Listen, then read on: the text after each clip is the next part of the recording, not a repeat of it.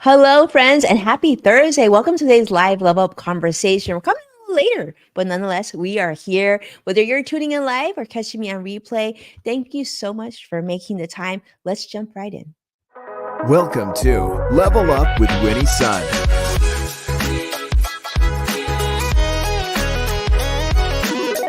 Market updates. Speed round. Award-winning financial pro.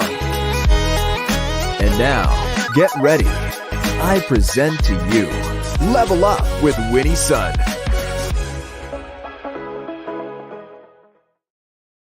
Hello, friends. I'm Winnie, your host, an award-winning financial pro, a Forbes contributor, and a CNBC Council member and contributor as well. And we are streaming here on many social media platforms. I'm so excited to I'm going to say end the week. For me, today is the end of the week because tomorrow we get one of those very rare days off. The New York Stock Exchange is closed, and therefore I'm going to take the day off, spend some time with family. But most important, how are you doing? I see Joshua, I see CrossX Fighter on YouTube Live. Thank you so much for tuning in and being here with us. Let's head over and let you know how the market is doing currently. Now, we've got a little bit more than 30 minutes before the market closes, but currently the Dow is in the positive, up 69 points. The NASDAQ is up just a measly 2 points, and the S&P 500 is up over 12 points as well. So far, we're in the green. Let's hope that we end the day on a positive. But before we get to where the markets go, I'll definitely circle back before the end of the show and let you know how the market's doing. But I've got some stories today that I think are going to be interesting. And this is sort of a big one. And now we've been kind of following this story in the last few weeks. And this is, of course, regarding the real estate market. Now, the reason why I kind of want to talk about this is because a lot of people have been waiting for interest rates to come back down. They were definitely down in the early part of the pandemic, but they have been creeping up dramatically as, of course, the Fed also had to increase interest rates to help mitigate inflation. Well, now there's another challenge. If you've been waiting on the sidelines, hoping to buy your next property, well, you definitely want to pay attention to this because this could have a significant impact on how much you pay for your next home or even your first home. Now, this was an article shared at the New York Times, but this is also a story that's been on many other financial publications talking about this landmark legal settlement that's set to completely turn the real estate commission model upside down. This is going to be significant. Of course, this is having some effect in terms of economists are sort of concerned about the effect of this on the real estate market, on real estate agents and brokers, but also on first-time home buyers. The reason that is because not only are they going to change the sort of traditional model of 6%, like 3% on the buyer side, 3% on the seller side, but it all sort of gets bundled in and then the seller sort of gets hit with the commission. Now that's going to change now because now this is something called commission decoupling based on this big lawsuit or legal settlement, which is going to create the cost of they could potentially reduce the overall commission costs by up to 50%. So you might say, well, that might be good, right? Because then the cost is less, but not so much yet. Now they're saying this actually could create financial strain due to out-pocket commission expenses for people who are on a limited budget as it is and maybe have limited cash for a down payment. Now, a lot of first-time home buyers need to be wary of this. The article also talks about this is really going to make an impact for lower income communities, such as they named the Black and Brown communities and households.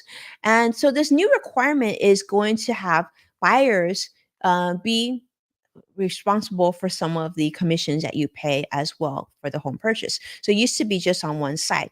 Now, in addition to that, they're saying that this could also impact if you're looking to get a traditional VA loan. There's some nuances there, issues there as well. Now, this is all going to take effect starting mid-July. So that being said, if you are in the market to purchase a new home and you want to make sure that you have sustainable costs, or you know how much you already have earmarked for your down payment, you might want to move quickly and speak with an agent and see, or a broker or real estate agent, to see about finding your home sooner rather than later. I do think because this is scheduled to take place in mid-July, then not only is it going to be very confusing, but it also could disrupt the amount that you need to save for your home purchase as well. So definitely put that on your radar. All right, let's segue to my next story. And this is, of course, continue on our discussions of artificial intelligence. Now, we know that Apple made a big acquisition. We know Google's been making acquisitions as well. We know everybody's paying attention to companies such as NVIDIA because of AI. Now, Amazon is now also spending more money. Now, I would say they're just actually leveling up and spending more money. They're adding to their initial investment. Amazon is reporting to spend $2.75 billion on an AI startup based in San Francisco called Anthropic. And this is their largest venture investment to date for Amazon. So this is shared on CNBC. Kate Rooney and Hayden Field talk about this AI startup investment. Now, just to give you an idea of how big this is, right? This is adding to what they already spent, like $1.25 billion on the initial investment. So it's a total of $4 billion on this, get this, AI startup. This is not even like an old company. So talk about a big windfall of assets. It's a generative AI pioneer, of course, based in San Francisco. Now they're recognized for their AI technology and what they call their cloud. Actually, it's called Claude. Their Claude chatbot. Now, the Claude chatbot is now a direct competitor with OpenAI's ChatGPT that many of you are familiar with. They're promising more AI capabilities, and just that it's going to be easier to use and all things like that. Now, this is sort of Amazon's strategic direction for Amazon Web Services, AWS, and of course, Amazon's custom chips for developing and deploying even more AI models. So just everybody is going big onto AI if you didn't know already, which I'm guessing you did know because you're here with me on this show. So with the introduction of Claude 3, Anthropic is really looking to take on ChatGPT, AI's ChatGPT 4, and of course Google's Gemini Ultra, which we haven't heard too much about because from what I've heard, Google's Gemini Ultra just isn't really where it needs to be yet. But I could be wrong, and I'm sure Google is working very, very hard to make that happen. But yes, Amazon, big acquisition, a lot of money there. We'll see what unfolds. It'll be interesting for those of you who are on Amazon, use Amazon's technology and buy their products, how that affects your experience. So definitely let me know. Put it in the comments if you see anything. And of course, if you read anything else that you think should be in the world of AI that isn't on my radar yet, definitely send it to me via direct message, and we might be able to add it to a future show here as well. All right, next up, I want to talk about this. We've talked a lot about employee benefits. We know a lot of companies are doing a lot of layoffs. In fact, even the last 2 weeks, significant layoffs across the board, many businesses making changes, partly because, of course, the increase of inflation of employee costs, but a big part of it also due to AI. And a lot of companies are saying, well, if AI can duplicate these roles, maybe I don't need so many employees because, of overhead. Now, speaking of employees and talking about benefits, one thing that I think was really interesting, this was actually shared this week, is a discussion of child care benefits. Now, there's been a new study by the about child care benefits by the Boston Consulting Group, or BCG, and the nonprofit Moms First, talking about that having child care benefits in the workplace is actually not just great for the employees, but also it comes as a profitable decision for businesses. They're saying that when child care benefits are offered to employees, not only does this support working parents, but actually offers substantial returns for business owners and employers. So let me ask you this. For those of you who are watching, how many of you have child care benefits at the workplace? Do me a favor, put in comments yay or nay, or if you do, or if you think this would even be beneficial to you. Maybe you don't have kids. Maybe you just have fur babies. Maybe, it's not relevant to you, or maybe it is. I'm curious to see how it plays into your life. But This was really interesting. This study showed that the cost and scarcity of childcare in the United States presents significant barriers to those who go to work each and every day, particularly affecting the economy and also workplace stability. In fact, only 12% of US workers currently have access to childcare benefits through their employers. And then when you're looking at part-time and lower income workers, that number drops all the way to 6%. Now, you might say, well, how is this valuable, right? The study actually highlighted a compelling return of investments or ROI for those companies that provide childcare benefits, with employers experiencing a net gain of anywhere between 90 cents to 4.25 $4.25 for every dollar that they spent. That's how they got back in return, because when you offer childcare benefits, it reduces that your employee is late, tardy, right? There's lower turnover for sure, because those who are parents felt just, this was a positive benefit at the workplace, and less employees are actually absent when they have these programs. So, some give you an idea of some of the companies that have these programs. UPS offers, on-site emergency daycare. This is their pilot program. So they've noticed an incredible increase in less employees being absent.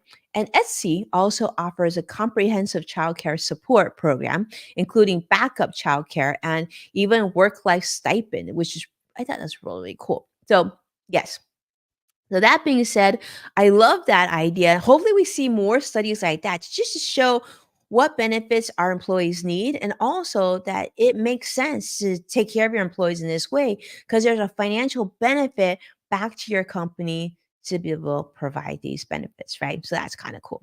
I love that.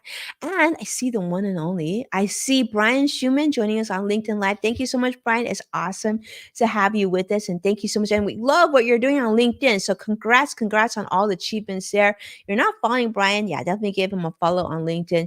Just an incredible human being. And let me just say, a really dynamic person to follow to learn how to level up your own business. Okay.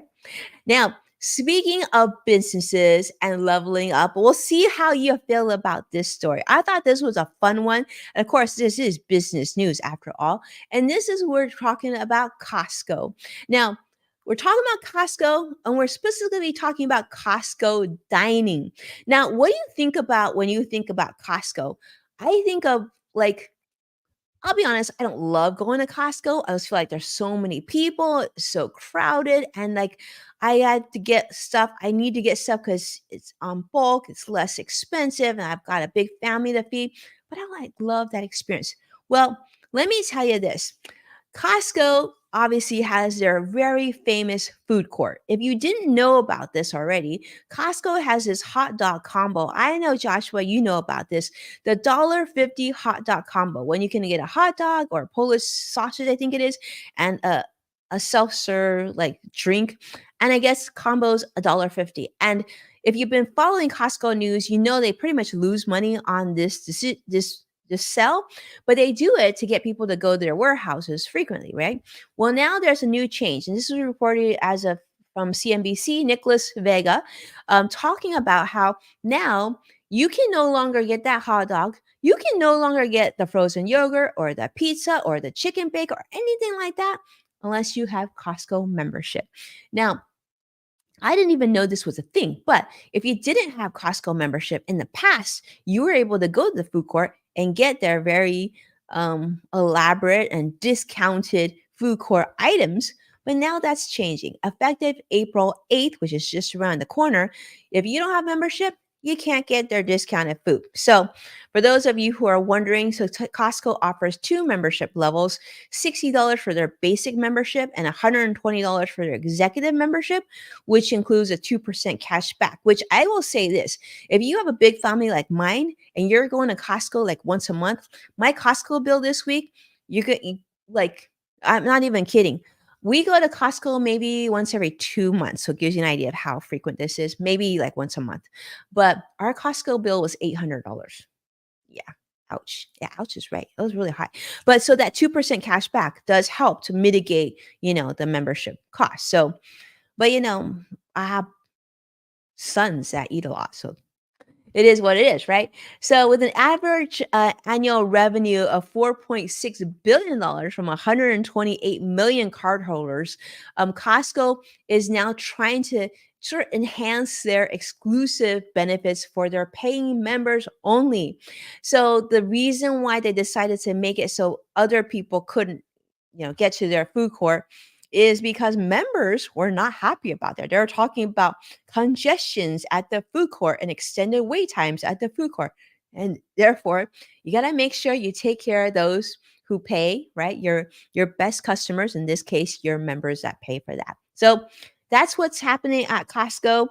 Yeah, CrossFit Fighter is saying that's crazy. You probably think that's crazy. I'm guessing you're saying that's crazy because of how much I told you I spent at Costco. But yeah, when I don't go that often, and my oldest, who is 15 now, is 6 feet tall, the food goes pretty quickly in our household. Let's take a look at the market currently. The Dow is up 72 points, so that's great. Nasdaq, though, unfortunately, is now down 4 points, and the S&P 500 is still in the positive of 12 points as well. Market's about to close in about 20 minutes, and so I would just say, don't worry about it. Have a beautiful day, and know that tomorrow the market's not open. So enjoy. If you don't have tomorrow off, maybe you can, try to get out early and try to make it a 3-day weekend. But for those of you who do in the financial and banking industries, congratulations, you get a day off. And that's awesome. I hope that you enjoy it with your loved ones. And with that, do me a favor and hit that like button and subscribe to make sure you get updated on all the latest content that we have coming out. And of course, watch full episodes of Level Up with Winnie's Son. You can definitely check out NASDAQ, Amazon Fire, Samsung, LG, Roku, and many other platforms. And when sharing the episode, please tag at Winnie Sun so I can show my support to you for really helping us get the word out about the show. It's been so significant. It's been amazing. And of course, to listen to Yes Factor with Winnie Sun, which can be found anywhere that you tune in to podcasts. With that, be well. Not going to be here for In the Loop next week, but I will be back to see you again next Tuesday. So take care, be well, and talk soon. Have a great weekend. Bye-bye now.